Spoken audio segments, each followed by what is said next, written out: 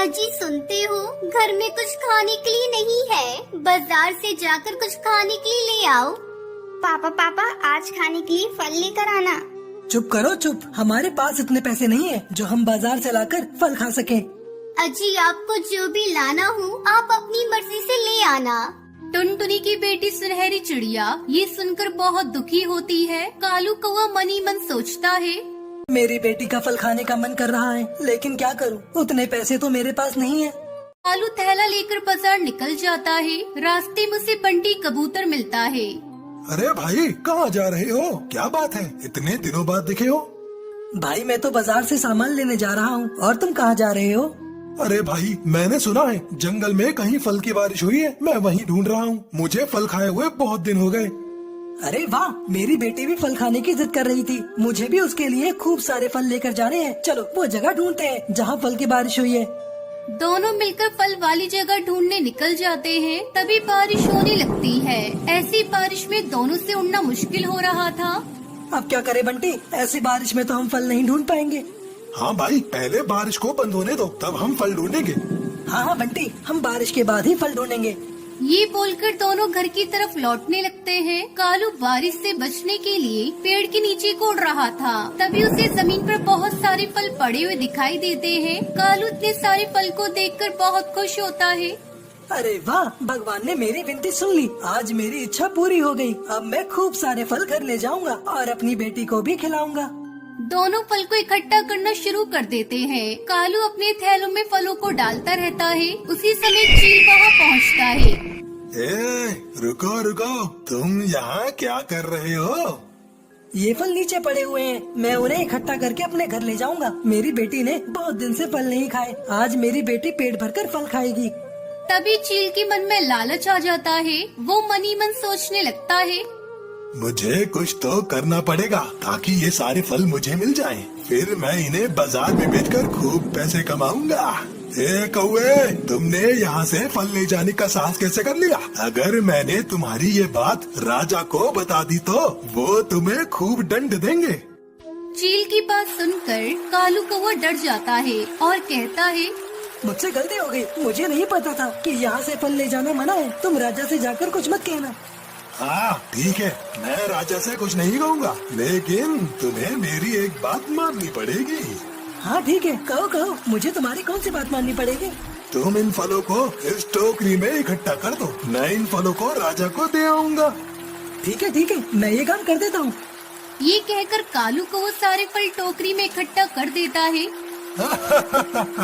इस कालू को मैंने पागल बना दिया और अब इन फल को मैं बाजार में बेचने चलता हूँ। जब कालू खाली घर पहुँचता है तो टुनटुनी उससे पूछती है, अरे क्या हुआ, आप तो खाली थैला लेकर लौटे हो, आप कुछ लाए क्यों नहीं? तभी कालू कौवा टुनटुनी को सारी बात बताता है। अरे उस चील को मैं जानती हूँ, वो चील बहुत ही दुष्ट और छोटा है, आप यहीं रुको, मैं उस चील से जाकर निपटती हूँ। टुनटुनी चील के पास जाती है। तभी वो देखती है कि चील उन फलों को बाजार में बेच रहा था। फल ले लो, फल ताजी ताजी फल ले लो, फल। अरे सुनो भैया, मुझे 5 किलो फल देना। क्या 5 किलो फल? एक साथ इतने फल लोगी? हाँ 5 किलो ही चाहिए, तभी तो इतनी बड़ी टोकरी लेकर आई हूँ, जल्दी से 5 किलो फल दो। ये सुनकर चील टुनटुनी को 5 किलो फल दे देता है। लाओ लाओ, मुझे अब 100 रुपए दो। अरे किस बात के पैसे, ये फल तुम्हारे नहीं है, ये तो जंगल के राजा के फल है। अगर तुम मुझसे पैसे लोगी तो मैं जंगल के राजा को जाकर बता दूंगी कि तुम उनके फल को बेच रहे हो। टुनटुनी की ये बात सुनकर चील डर जाता है और टुनटुनी को सारे फल दे देता है। सारे फल लेकर टुनटुनी खुश होकर गुनगुनाती अपने घर हिमालय के जंगल में टुनटुनी चिड़िया अपने पति के साथ रह रही थी। टुनटुनी चिड़िया अंडे देने वाली थी। दोनों पति पत्नी बहुत खुश थे। अचानक एक दिन बरसात का मौसम होने लगता है। अरे कालू जी, ये क्या, अभी तो बारिश का मौसम भी नहीं है, फिर ये बरसात क्यों होने लगी? हमने तो अपना घोंसला भी मजबूत नहीं किया, अगर बारिश होती रही तो हमारा घोंसला कहीं टूट न जाए। तुम माँ बनने वाली हो, ऐसे मौके पर ऐसी अशुभ बातें नहीं बोलती। थोड़ी देर में बारिश रुक जाएगी, फिर मैं अपना हौसला मजबूत बना दूंगा। तुम फिक्र मत करो, मैं सब संभाल लूंगा, तुम बस अपना ख्याल रखो। थोड़ी देर बाद बारिश रुक जाती है और कालू कौवा मजबूत लकड़ियाँ लेने के लिए जंगल में चला जाता है। इधर टुनटुनी घोंसले में बैठी सोचने लगती है, हे भगवान, ये हमारा पहला अंडा है। भगवान करे सब अच्छे से हो जाए। जब अंडे से बच्चे बाहर आएंगे, मैं अपने बच्चों को बहुत खुश रखूंगी। उन्हें दुनिया की हर खुशी दूंगी। अपने बच्चों को खूब पढ़ाऊंगी और एक अच्छा पक्षी बनाऊंगी। टुनटुनी चिड़िया भी ऐसा सोच ही रही थी कि तभी तेज बारिश शुरू हो जाती है। थोड़ी देर बाद कालू कौवा खाली हाथ वापस घर आ जाता है। तुम ठीक तो हो ना टुनटुनी? हाँ कालू जी, मैं तो ठीक हूँ, लेकिन आप खाली हाथ वापस क्यों आ गए? लकड़ियाँ कहाँ है? आप तो घोंसला मजबूत करने के लिए लकड़ियाँ लेने गए थे ना, क्या हुआ? मैं क्या करता टुनटुनी, मैं लकड़ियाँ ढूंढ रहा था कि तभी बारिश शुरू हो गई और मुझे खाली हाथ वापस लौटना पड़ा। तभी टुनटुनी चिड़िया चिल्लाने लगती है, कालू जी, मेरे पेट में बहुत जोरों से दर्द हो रहा है। ऐसा लगता है मेरे अंडे देने का समय आ गया है। थोड़ी देर बाद टुनटुनी चिड़िया 2 अंडे देती है। वो अपने अंडों को देखकर बहुत खुश थी। वो अपने अंडों को चूमने लगती है और अपने पंखों में छुपाकर गर्माहट देने लगती है। बाहर बारिश तेज होती जा रही थी। तभी कालू कहता है, टुनटुनी, बारिश बहुत तेज है, सारे पक्षी अपना अपना घर छोड़कर जा रहे हैं। चलो तुम भी कहीं सुरक्षित स्थान पर चलो, मुझे बहुत चिंता हो रही है, कहीं हम इस बारिश में दब न जाएं। नहीं, आप कुछ भी कर ले, मैं अपने अंडों को छोड़कर कहीं नहीं जाऊंगी। मैंने बहुत दुख सहे हैं। अभी अभी तो मैंने इन अंडों को जन्म दिया है और आप चाहते हैं मैं इन अंडों को यहाँ छोड़कर अपनी जान बचाऊं? आपको जाना है तो जाइए, मैं कहीं नहीं जाऊंगी। मेरी बात मानो टुनटुनी, अपना घोंसला बहुत कमजोर है, कभी भी टूट सकता है। चलो यहाँ से कहीं और चलते हैं।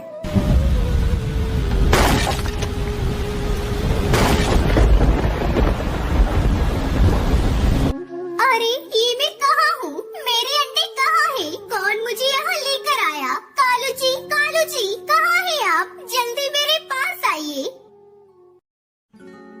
चुप हो जाओ टुनटुनी, मत रो। तुम्हें नहीं पता, आधी रात को तुम अचानक बादल गरजने की आवाज सुनकर बेहोश हो गई थी, तब मैं तुम्हें यहाँ लेकर आया। ये सब आपकी वजह से हुआ है कालू जी। अगर आप मुझे नहीं लाते तो मेरे अंडे ऐसे नहीं फूटते। क्यों किया आपने ऐसा मेरे साथ? बोलिए।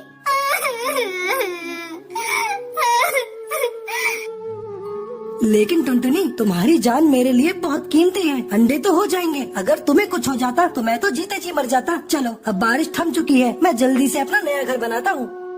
फिर कालू कौवा जंगल से हरे हरे बांस लेकर आता है। तभी कालू को रास्ते में एक छोटी सी चिड़िया रोती हुई दिखाई देती है, जिसका नाम सुनहरी होता है। कालू कौवा सुनहरी के पास जाता है और उससे कहता है, बेटा नन्ही चिड़िया, तुम कहाँ से आई हो और रो क्यों रही हो? तुम्हारा घर कहाँ है? अंकल जी, मेरा नाम सुनहरी चिड़िया है। मेरा घर बारिश की वजह से टूट गया है और मेरे माता पिता भी इस दुनिया में नहीं रहे। अब मैं क्या करूं? कहाँ जाऊं? किसके सहारे जीऊं? मैं अनाथ हो गई अंकल। कौन कहता है बेटा तू अनाथ हो गई है? तू चल मेरे साथ बेटा मेरे घर, वहाँ तुझे एक अच्छी माँ मिलेगी। तू अब से हमारे साथ रह लेना, मेरी बेटी बनकर। ये सुनकर सुनहरी बहुत खुश होती है और कालू कौवा उसे टुनटुनी के पास ले जाता है और उसे सारी बात बताता है। हे भगवान, तेरे घर देर है पर अंधेर नहीं। तूने मुझसे मेरे बच्चे छीनकर इतनी प्यारी बच्ची दी। आज से सुनहरी बेटा, मैं तुम्हें अपनी बेटी की तरह प्यार दूंगी। तुम्हें कभी एक माँ की कमी महसूस होने नहीं दूंगी। अब सुनहरी को देखकर टुनटुनी भी अपना गम भूल जाती है। फिर तीनों मिलकर हरे बांस से अपना नया घर बनाते हैं और खुशी खुशी उसमें रहने लगते हैं। बहुत समय पहले हिमालय के जंगल में टुनटुनी चिड़िया अपने 2 बच्चों के साथ रहती थी। पहाड़ी जंगल होने की वजह से यहाँ रोज बारिश हुआ करती थी। एक दिन उसकी छोटी बेटी रोती हुई घर आती है। मम्मी, दीदी ने मेरे पैसे छीन लिए, मुझे मेरे पैसे दिला दो। पहले मुझे तो ये बता, तेरे पास पैसे कहाँ से आए? जब तू सुबह स्कूल गई थी, मैंने तुझे कोई पैसे नहीं दिए थे। मम्मी, मैं आपको बताती हूँ, जब हम दोनों सुबह स्कूल जा रहे थे तब सुनहरी को रास्ते में ये पैसे पड़े हुए मिले थे। मैंने इससे बोला घर ले जाकर मम्मी को दे दो। तब ये टॉफी खरीदने जा रही थी, इसलिए मैंने इससे पैसे छीन लिए। कमबख्त, तुम लोग हर बात में झगड़ा करती हो। आगे से जब भी तुम लोगों को रास्ते में पैसे पड़े हुए मिले तो उससे किसी भिखारी को दे देना। ठीक है मम्मी। चलो अब तुम दोनों लड़ाई झगड़ा छोड़ो और चलकर भोजन कर लो। टुनटुनी चिड़िया अपनी दोनों बेटियों को रोटी और नमक खाने को देती है। मम्मी, मुझे ये रोटी और नमक नहीं खाना, मुझे सब्जी दो, तब मैं रोटी खाऊंगी। कहाँ से तेरे लिए सब्जी लाऊं? मेरे पास सब्जी खरीदने के लिए पैसे नहीं है। खाना है तो खाओ, नहीं तो तुझे भी खाने को नहीं मिलेगा। सुनहरी चिड़िया बिना भोजन किए ही वहाँ से चली जाती है। शाम को जब कालू कौवा घर आता है तो टुनटुनी उससे सुनहरी की शिकायत करती है। क्या हुआ जी, आज भी आपको कोई काम नहीं मिला? बच्चे कई दिनों से रोटी और नमक खाते खाते उब गए हैं। अब तो सुनहरी ने भी खाना खाना बंद कर दिया है। मैं अपने बच्चों को 2 वक्त का भरपेट भोजन भी नहीं करा सकता। मैंने कभी नहीं सोचा था कि मुझे ये दिन भी देखना पड़ेगा। तभी सुनहरी चिड़िया वहाँ आती है। सुनहरी बेटा, तुम्हारी माँ बता रही है आज तुमने भोजन नहीं किया। पापा, मुझसे रोटी और नमक नहीं खाया जाता। आप मेरे लिए जलेबी लेकर आना, फिर मैं रोटी खाऊंगी। ठीक है मेरी गुड़िया, मैं कल तेरे लिए जलेबी ला दूंगा। ऐसा कब तक चलेगा जी? बच्चों को कब तक तुम झूठा दिलासा देते रहोगे? बस कुछ ही दिनों की बात है टुनटुनी, जैसे ही मुझे काम मिलेगा तो सब कुछ ठीक हो जाएगा। अगले दिन कालू अपने दोस्त बंटी कबूतर के पास जाता है। भाई बंटी, अगर तेरे पास मेरे लिए कोई काम हो तो बता, आजकल मैं बहुत मुसीबत में हूँ। अरे यार, तूने आने में देर कर दी। मैंने एक पक्षी को कल ही काम पर रख लिया है। अगर कोई काम होगा तो मैं तुझे बताऊंगा। तब तक ये कुछ पैसे रख ले और घर जा, बच्चों को अच्छा सा भरपेट भोजन करा। बंटी अपने दोस्त कालू को कुछ पैसे देकर उससे अपना पीछे छुड़ा लेता है। इस तरह कई दिन गुजर जाते हैं। एक दिन टुनटुनी की सहेली लूसी कबूतरी उसके घर आती है। आजकल तूने मुझसे मिलना जुलना छोड़ दिया है। अरे लूसी, क्या बताऊं, मैं बहुत परेशान हूँ। कालू जी को कहीं भी काम नहीं मिल रहा है। घर पर हमें नमक रोटी खानी पड़ रही है। बच्चे भी अब उसे खा खा कर उब गए हैं। बहन, तू इतना परेशान है, तू मेरे पास आकर मुझे बताती तो सही। तू मुझे बिल्कुल अपना नहीं समझती। ऐसी बात नहीं है लूसी, तुम्हें तो पता है कि यहाँ के जंगल में बिन मौसम बरसात होती रहती है। आना जाना भी मुश्किल हो जाता है। तो फिर ये ले बरसाती अंगूर। मैंने अंगूर की खेती शुरू की है, सोचा इसी बहाने तुझसे मिल भी लूंगी और अंगूर भी दे दूंगी। मैं तो कहती हूँ तू भी अंगूर की खेती करना शुरू कर दे, बहुत प्रॉफिट है इसमें। और तो और इसमें खेत की भी कोई जरूरत नहीं। तुम अपने पेड़ के नीचे खाली पड़ी जमीन में इसके बीज दबा देना और कुछ ही दिनों में इसकी बेल तुम्हारे पेड़ से लिपट जाएगी और तू जी भर कर अंगूर खाना। और बाजार में इसकी बहुत डिमांड है। टुनटुनी अपनी सहेली लूसी की बातों को मानकर अंगूर की खेती करना शुरू करती है। जल्दी उसके अंगूर तैयार हो जाते हैं। फिर टुनटुनी और कालू अंगूर तोड़कर बाजार में अच्छे दाम पर बेच देते हैं। अपनी पहली कमाई को देखकर टुनटुनी की आंखों में आंसू आ जाते हैं। देख रहे हो जी, अंगूर की पहली फसल बेचकर हमें कितनी अच्छी कमाई हुई है। अपने गरीबी के दिन कट गए। हमारे बच्चों को रोटी और नमक खाना नहीं पड़ेगा। भीमनगर के जंगल में टुनटुनी चिड़िया अपनी बेटी सुनहरी चिड़िया और अपने बेटे गोलू चिड़ा के साथ रहती थी। टुनटुनी चिड़िया बहुत ही गरीब थी। बहुत मुश्किल से मेहनत मजदूरी करके वो पैसे कमाती थी और अपने दोनों बच्चों को पालती थी। बारिश का मौसम आने वाला था। जंगल के सभी पक्षी अपने अपने घोंसले की मरम्मत कर रहे थे। मम्मा, देखो ना, जंगल के सभी पक्षी अपने अपने घोंसले की मरम्मत कर रहे हैं। अपना भी तो घोंसला कई जगह से टूट गया है। क्या तुम अपने घोंसले की मरम्मत नहीं करोगी? तू तो देख रही है बिटिया, कितनी मुश्किल से मैं पैसे कमाती हूँ। मैं कैसे अपने घर की मरम्मत करूँ? घर की मरम्मत करने में काफी पैसे खर्च हो जाएंगे। तभी उसका बेटा गोलू चिड़ा वहाँ से जाने लगता है। अरे गोलू, तू कहाँ जा रहा है? देख रहा है काले काले बादल आकाश में घिरे हुए हैं। कहीं बारिश होने लगी तो तू रास्ते में ही फंस जाएगा। मम्मा तुम मेरी चिंता मत करो, मुझे कुछ नहीं होगा, मैं जल्दी ही घर चला आऊंगा। अभी मैं अपने दोस्तों के साथ जा रहा हूँ खेलने के लिए। सुबह से घर में बैठा हूँ, बोर हो रहा हूँ। मम्मा मैं तो कहती हूँ तुम बड़ी माँ से कुछ पैसे उधार मांग कर ले आओ, हम लोग उसी से अपने घर की मरम्मत करा लेंगे। तो ठीक कह रही है सुनहरी बेटा, मैं आज तेरी बड़ी माँ के घर जाकर कुछ पैसे उधार मांगूंगी। देखती हूँ अगर मिल जाते हैं तो बहुत अच्छा होगा। अगले दिन टुनटुनी चिड़िया अपनी बड़ी जेठानी के घर जाती है। जेठानी जी मुझे थोड़ा कर्ज चाहिए क्योंकि मुझे अपना घर ठीक करना है। बारिश शुरू होने वाली है। कई सालों से मैंने अपनी घर की मरम्मत नहीं की है। कई जगह से मेरा घर टूट चुका है। अगर बारिश होने लगी तो पानी टपकने लगेगा। मैं अपने बच्चों के साथ कैसे रहूंगी? तुम्हें पैसे उधार मांगने में शर्म नहीं आती? पैसे क्या मेरे यहाँ पेड़ पर उगते हैं जो तोड़ के दे दूं? अगर तुम्हें पैसे चाहिए तो मेरे घर का काम करना होगा, तभी मैं तुम्हें कुछ पैसे उधार दूंगी, वरना तुम यहाँ से जा सकती हो। टुनटुनी चिड़िया अपनी जेठानी को कोई जवाब नहीं देती और वापस अपने घर लौट आती है। घर लौटकर वो सुनहरी को सारी बात बताती है। टुनटुनी चिड़िया अपनी बेटी से बात कर ही रही थी कि तभी जोर जोर से बारिश शुरू हो जाती है और उनके घर में पानी टपकने लगता है। ये देखकर सुनहरी चिड़िया टुनटुनी चिड़िया से कहती है, मम्मा आप परेशान मत हो, मैं जंगल से कुछ लकड़ियाँ लेकर आती हूँ। इतना कहकर सुनहरी चिड़िया जंगल की तरफ निकल जाती है। रास्ते में बहुत तेज बारिश हो रही थी। सुनहरी चिड़िया लकड़ियाँ ढूंढने के लिए पूरे जंगल में घूमती है, लेकिन उसे घर पक्का करने के लिए कुछ नहीं मिलता। थक हार कर वो एक पेड़ की डाल पर बैठ जाती है। तभी वहाँ बंटी कबूतर आता है। सुनहरी को परेशान देखकर वो उससे पूछता है, बेटा तुम यहाँ ऐसे उदास क्यों बैठे हो? अंकल जी हमारा घर टूट गया है और बारिश की वजह से उसमें पानी आने लगा है। अब मैं क्या करूं? मेरी माँ भी बहुत परेशान है। बेटा मैं पास के ही जंगल में रहता हूँ और तरबूज बेचकर अपने घर का गुजारा करता हूँ। मेरे पास तरबूज के बहुत सारे छिलके हैं। उसके छिलके बहुत मजबूत हैं। तुम चाहो तो उससे अपना घर बना सकते हो। ये सुनकर सुनहरी चिड़िया बहुत खुश होती है और बंटी कबूतर से तरबूज लेकर अपनी माँ के पास जाती है। माँ ये देखो मैं क्या लेकर आई हूँ। हम अब तरबूज का घर बनाएंगे और उसमें आराम से रहेंगे। बेटा तूने तो बहुत अच्छा काम किया। चल अब मिलकर अपना घर बनाते हैं।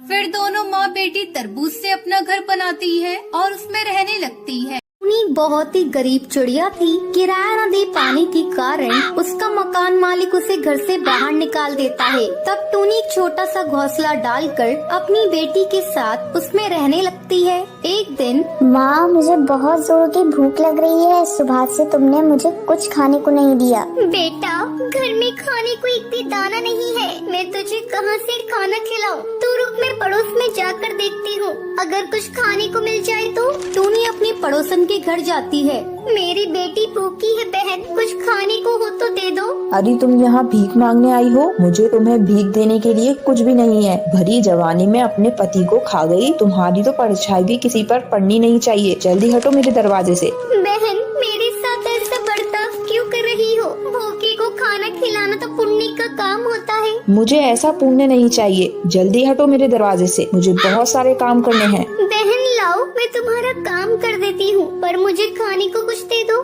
देखो मैं तुमसे कह रही हूँ ना, तुम यहाँ से जाओ। तुम हटती क्यों नहीं? नहीं तो मैं अभी पुलिस को बुला लूंगी। नहीं नहीं बहन, पुलिस नहीं बुलाना, मैं जा रही हूँ। टूनी दुखी मन से वापस घर लौट आती है। बेटा इस जमाने में गरीबों की मदद कोई नहीं करता। चल मैं तुझे लेकर जंगल में चलती हूँ, वहीं कुछ मिल जाएगा तो तुझे खिला दूंगी। अगर आज तेरे पापा जिंदा होते तो आज तेरी हालत ऐसी ना होती। टूनी टुनटुनी को लेकर रोती हुई जंगल में जाती है। वहाँ एक साधु ध्यान लगाए हुए बैठा था। महात्मा जी मेरी मदद कीजिए, मैं बहुत गरीब हूँ और बहुत दुखी भी हूँ। घर में खाने पीने को कुछ भी नहीं है। मेरा घोंसला भी टूटा फूटा है। महात्मा जी आप मेरी मदद करिए। साधु अपनी आंखें खोलता है।